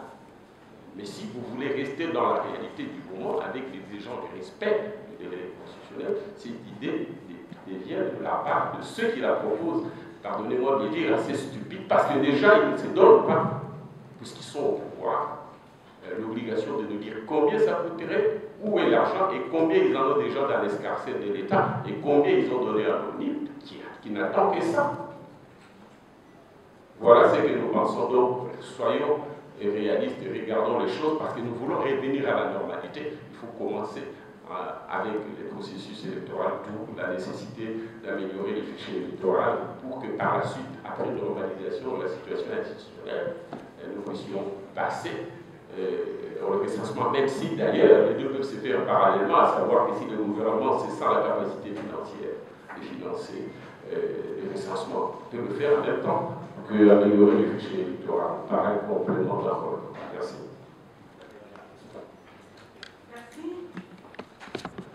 Madame, vous faites bien de poser la question sur le genre. Vous savez que j'avais signé un engagement avec vous, avec CAFCO et les autres organisations des femmes. J'ai beaucoup aimé le projet que vous aviez 30% vert, c'est-à-dire au moins donner 30% pour aller vers les 50, si pas plus. Ça, mais quand on dit les organisations des femmes, on ne vous a pas donné 2, madame, mais la personne qui peut représenter le Conseil supérieur de la magistrature peut être une femme. La personne qui peut représenter l'ordre des avocats, le mouvement citoyen et tout ça, les confessions religieuses, ce n'est pas l'imam Moussa qui va... On peut s'organiser, les CC, l'église catholique, l'église des réveils orthodoxes, les kimbanguistes et les salitistes. Donc, non, on n'a pas limité, mais particulièrement les organisations qui font la promotion de la femme, on leur donne 2 en tant qu'organisation. Bon, maintenant, si ces organisations aussi veulent envoyer des hommes, bon, je rigole. Mais vous n'avez pas 10%. Vous avez ce que vous... Et maintenant, c'est à l'intérieur que les gens doivent regarder. Et c'est dit dans les textes. Vous allez voir, dans un des articles, il est dit qu'il faut tenir compte de la représentation du genre et puis même tenir compte de la répartition géographique. Je reviens très rapidement sur la question du recensement. On peut signer Modis Vivendi, Dr Sonji et M. l'abbé Poundou. On peut signer Modis Vivendi en disant ceci, que nous tous nous mettons d'accord. La première mission, Day One, dès que le gouvernement qui va, ou les institutions qui vont venir là, dès qu'ils se mettent là, le premier jour, on s'organise pour commencer le recensement. Donc on commence par la formation, le matériel, les experts et tout ça, et la sécurité du pays. Parce que la première mission, c'est la sécurisation du pays. Parce qu'on doit se dire, dans quel environnement de confiance, est-ce que c'est un environnement de confiance ou d'affrontement que nous allons faire les élections? Est-ce que dans un environnement de cohésion nationale que nous allons faire les élections? Donc on ne peut pas, comme on a fait au Tchad, qu'une grande partie de la population ne va pas aux élections. Et tout ça, on ne peut pas accepter ça. Nous sommes d'accord sur cette idée de recensement parce que nous voulons avoir un état de droit, mais je pense que le préalable pour cet état de droit, comme il est dit dans notre Constitution, c'est d'abord les institutions légitimes, avec les animateurs légitimes, et corriger tout ce que nous devons corriger le plus rapidement possible. Merci. Président, vous allez m'excuser. Un instant. Bon, ce serait malaisé de dire l'avocat est une entité, c'est l'avocat qui a fait les documents. Est-ce qu'ils étaient là, est-ce qu'ils n'étaient pas là? Vous voyez bien. Je vais répondre. Les contextes et les contenus montrent que c'est un document qui vient de la part des résistants, de ceux qui disent non au pouvoir actuel. Ça ne peut pas venir de ce qu'on a appelé à tort ou à raison opposition républicaine. Globalement, c'est l'avocat qui l'a fait. Merci. Oui, vous avez une partie de la réponse, je vais vous donner. Madame, cette affaire est partie au mois de mars 2019, même avant. Dès que nous avons eu cette fabrication de chiffres, si vous lisez notre communiqué du 30 juillet à Lubumbashi, tout le monde a signé. Au point 5, nous disons que la MOCA continue à dénoncer, continue à réaffirmer ou réaffirme sa victoire aux élections de 2018 et continue de fustiger les comportements de la CENI qui consistait à fabriquer les chiffres et les comportements de la Cour constitutionnelle qui consistait à valider ces chiffres-là. Et dès qu'il y a eu validation des chiffres, nous avons écrit à l'Union africaine par ma signature. Mais tous les documents, la MOCA a vu, et même les membres de la MOCA ont contacté les gens de l'Union africaine pour passer ces documents. C'est le 8 février 2019. Le 8 février. Et nous avons donné déjà la proposition de sortie des crises. Et après, le 23 février, nous avons reçu des diplomates, nous avons discuté, nous avons commencé à parler de cette proposition de sortie des crises, en tout cas notre proposition. Et nous nous sommes réunis, et en mars encore, ici à Kinshasa, certains diplomates et certains membres de la MOCA ont conféré sur cette proposition de sortie des crises. Du 21, le 21, le 22, le 23 mars 2019 à Bruxelles, tous les leaders de la MOCA, les 4 que nous étions, ou même les 5, ajouté Mboussa, on était à 6, à Bruxelles, nous avons décidé, avec même des experts, nous avons décidé tous d'aller aux réformes. Et nous avons imaginé ces réformes. Nous avons listé quelles réformes. Tous, on a parlé. Et il y a un communiqué. À qui proposez-vous? S'il vous plaît, je vais vous répondre à qui proposez-vous. Vous m'avez posé la question si les autres leaders de la MOCA étaient... Donc, parce que vous avez posé quand ça a commencé. Ça a commencé juste après les élections, 2 semaines après la prestation des serments. Donc ça a commencé à ce moment et tout le monde a été contacté et tout le monde sait que nous avons commencé ça. S'il vous plaît. Maintenant, les leaders de la MOUCA étaient là tous. Et nous avons proposé. Et donc, quand nous avons proposé, nous avons fait la proposition de sortie des crises, et là, nous avons commencé la rédaction de ces documents. Ces documents, les autres n'étaient pas là. OK? Ils ne sont pas là, donc ils n'étaient pas là, ils sont partis, comme le Premier ministre vient de vous dire. À qui nous proposons les documents? Au peuple congolais. La souveraineté appartient au peuple. C'est au peuple congolais. Vous voulez dire qu'on propose à l'Assemblée nationale? Non, et je répète, cette Assemblée ne peut pas gérer cette situation. En 2016, fin 2016, quand nous avons eu les dialogues de la CENCO, vous vous rappelez, c'est les parties prenantes qui se sont réunies pour discuter et proposer des choses à la nation qui était en crise. Il y a une crise, il faut sortir de la crise. Merci, madame. Oui, monsieur, posez votre question. Il ne faut pas les dire en présentant ça, tu te montres de toi-même, tu connais ton sort de journaliste dans les contextes actuels de cette crise dont vous parlez, qui a justement pour corriger le fait qu'on n'a pas le pouvoir légitime à la tête du pays. Est-ce que vous trouvez normal qu'aujourd'hui, le pays ait un budget de 3 milliards et demi en mobilisation ou en réalisation? Non, parce qu'on a un pouvoir illégitime qui n'est pas en connexion avec le peuple, qui n'a pas des appuis de la part de la communauté internationale à cause et de l'illégitimité et de son modèle de gestion.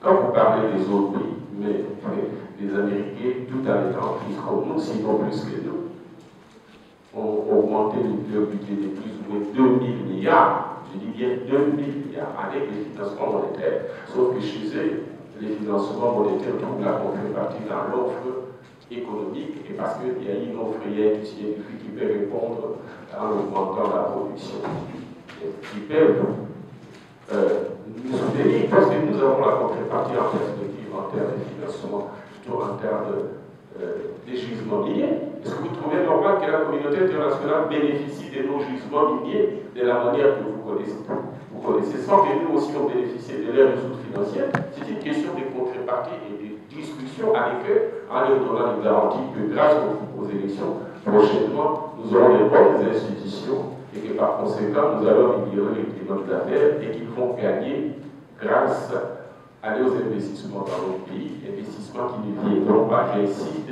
tant que le pays est dans l'instabilité et dans l'illégitimité. Voilà ce que nous pensons. Moi, je suis contre. J'ai milité dans un parti nationaliste, je suis progressiste. L'absence de souveraineté peut venir des oppresseurs internes. Il n'y a pas que la communauté internationale, quand elle nous finance, qui peut aliéner notre souveraineté. Même nous-mêmes, le plus grand bourreau de ce peuple, c'est à l'intérieur du pays. Vous mobilisez l'argent, vous mettez à la disposition de la CENI, cet argent peut venir de l'intérieur, de faire l'objet des pillages, des féodalisations de la part de ceux qui donnent l'argent à la CENI. Donc, il ne faut pas plaisanter. Nous ne voulons pas d'un dialogue et de transition. Nous ne voulons pas d'une autre confiscation du pouvoir. Autant nous sommes ouverts et que nous disons, faisons les réformes avec ce pouvoir de facto et d'occupation qui a été installé par les forces extérieures, pour qu'on aille aux élections, ils auront fait tout leur mandat. Il ne faut pas qu'on nous demande d'abord d'accepter une deuxième confiscation du pouvoir du peuple avec notre accord. Jamais nous n'accepterons ça.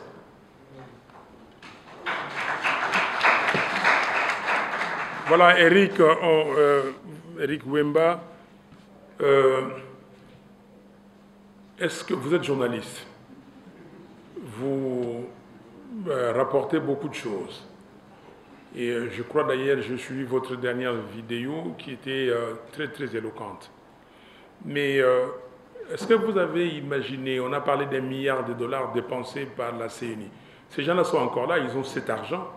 Si on avait fait l'audit, on pouvait récupérer combien? Parce qu'on peut récupérer de l'argent, il faut récupérer l'argent. On peut récupérer combien entre les mains des gens qui ont détourné l'argent de l'État? Vous étiez certainement à l'hémicycle, là, que ce soit à l'Assemblée nationale ou au Sénat, quand il y a eu élection. La déstabilisation de ces deux bureaux a coûté combien au Trésor public?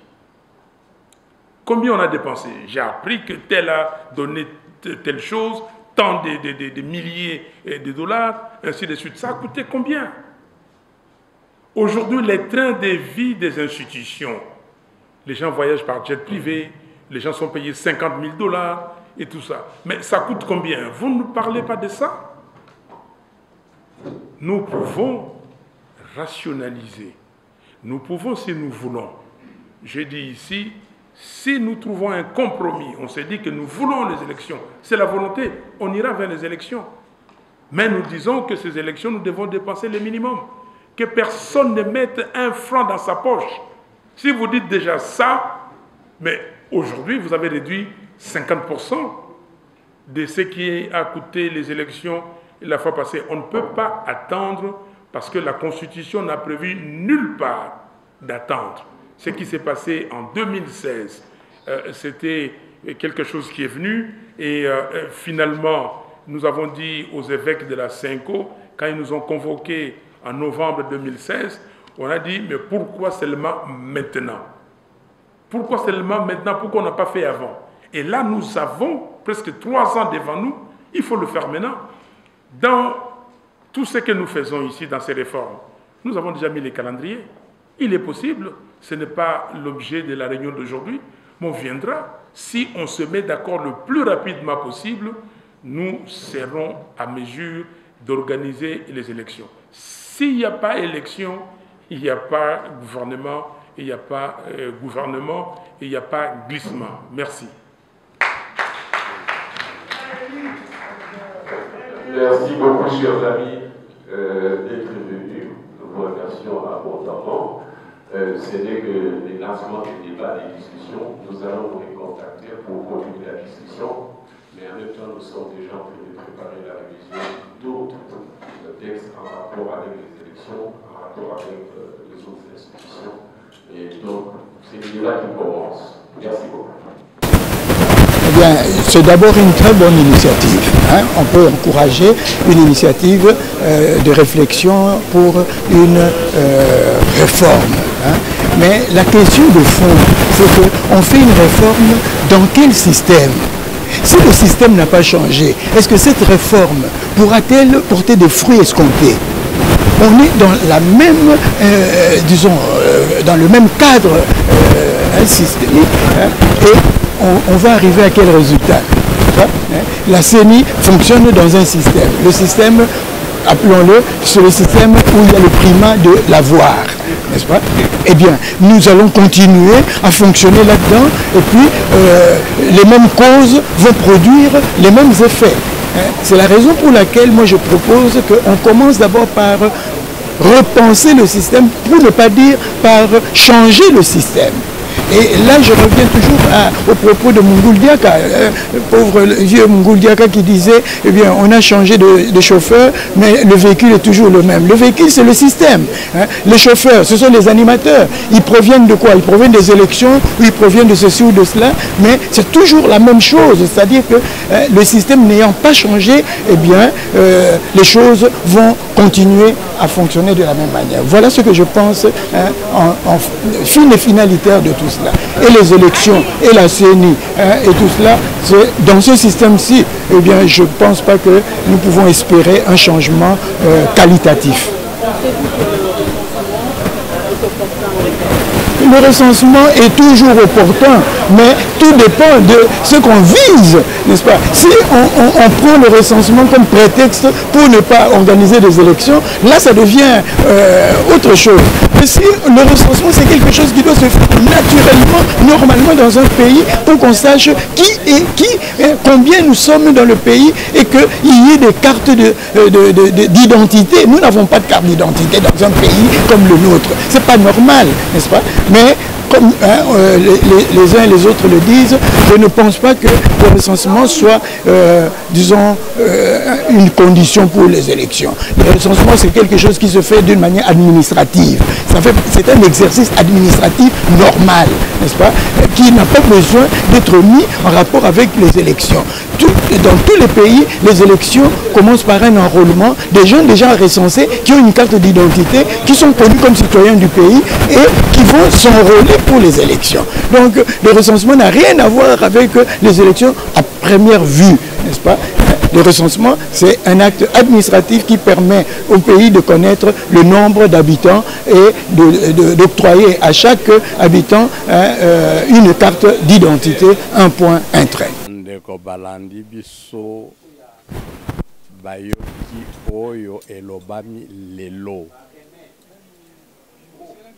Mais pour bayoka malam, to publiaki déjà la proposition nabiso ya sortie de crise. La proposition wana tolobaki il faut ba réforme et salama. À partir ya lelo to pesi ba proposition concrète makambo etali ndenge réforme ekosalam.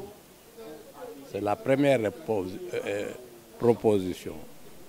Tosali première proposition ya réforme na makambo oyo etali organisation ya CENI.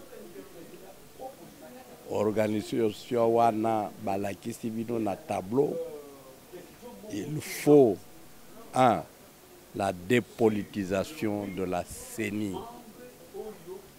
Bapesi contenu. 2, il faut la fonctionnalisation de la CENI. C'est une CENI grandement décentralisée. Mutumoko azala na ba pouvoir nyonso te ndenge esalamaki dans le passé. C'est une CENI sous la haute responsabilité de la société civile avec en tête la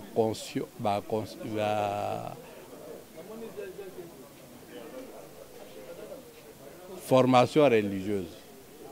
Bapesi kota batuana nde bakokamba CENI à travers les commissions et une CENI qui n'est pas sous la coupe des injonctions et à politique, mais une CENI citoyenne qui travaille pour un résultat objectif, les élections démocratiques et transparentes.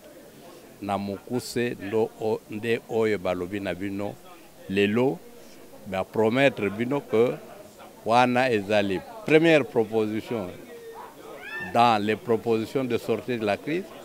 Après cette première proposition, bakobengi sabino bapesa deuxième, troisième, quatrième proposition, Nandenge, toujours envisager réforme avant les élections.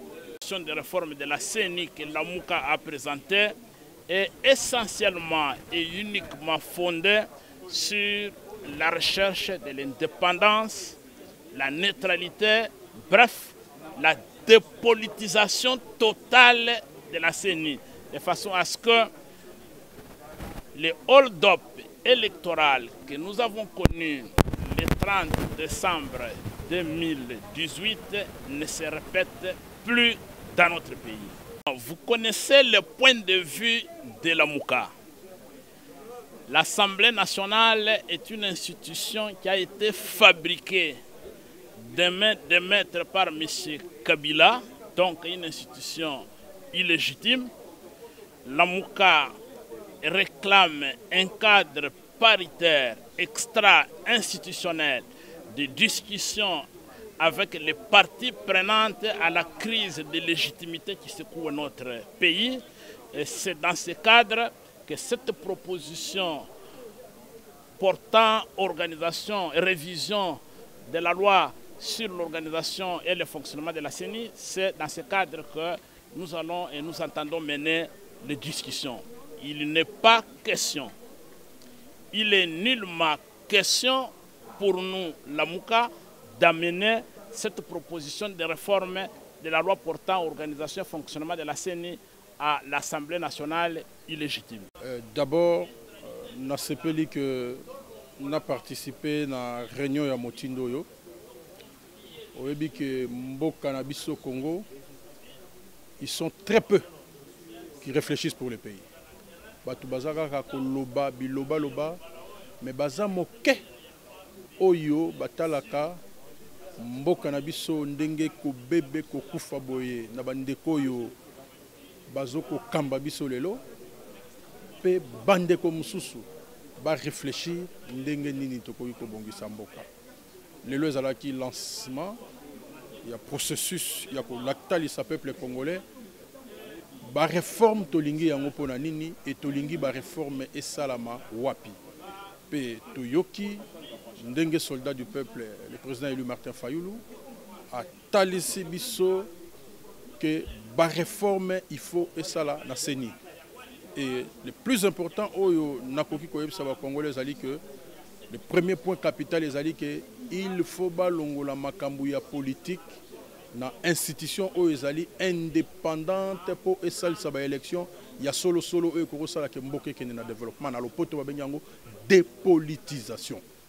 Ce qui lelo mboka komi boepe ko kufa c'est parce que bayi politique bazui makambu na ba entreprise publique na nyonso ato yebite yaka vandaka koko yeba kaka pe mboka ezali ko kufa. Ceux qui ont la passerelle du pouvoir aujourd'hui, ils sont en train d'assister passivement.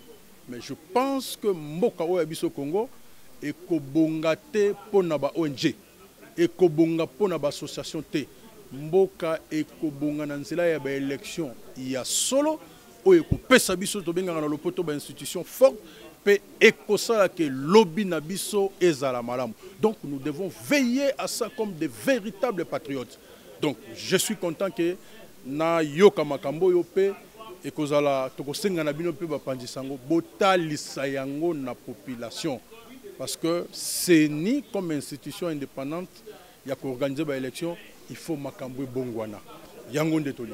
Voilà. Boyebi bitumba to bundaka le 19 septembre 2016 na banzela o boyebaka président élu Martin Fayulu la zoka projectile na moto bitumba ona o le 20 na yango bato ya Kabila batumba ils ont brûlé vif ba militants bazaki na permanent IDPS bitumba ne sera to bundaki pour na respect ya délai constitutionnel pour l'organisation ya ba élection lelo yo bakoti na bokonzi yo ya prima ngondo bakota bokonzi yo bakoti na fenêtre bouquet lelo yo IDPS est osé et conditionné ba élection na tenu ya recensement général.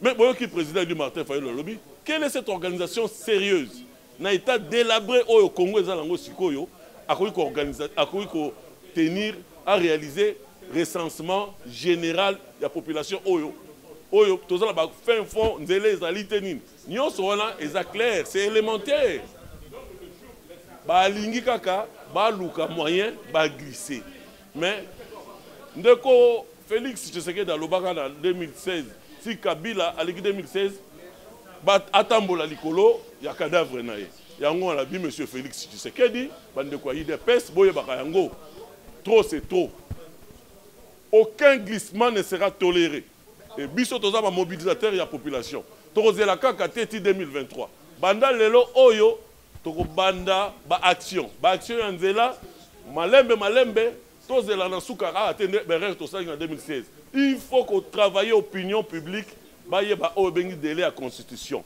ba lobby que musale bandi sikoyo mais tant que lobaki que Kabila pesi bino pouvoir bo tirer conséquence il y a pouvoir bo côté qui na fenêtre moqué bo tirer conséquence siko bo lobby que musale bandi sikoyo wana za pona ko sakala na peuple oyo et boyoka ki président il y a lobby cette fois-ci peuple et ko bima.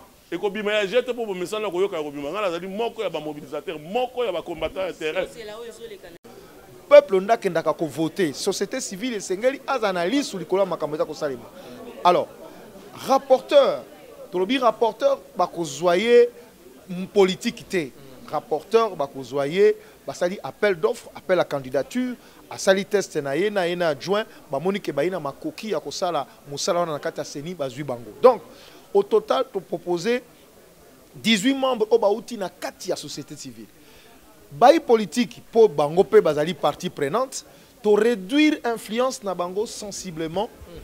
Bango bazali kaka na kati ya plénière. Donc tant que plénière et kosalema les 18 membres 8 ya société civile, 8 ya ba confession religieuse.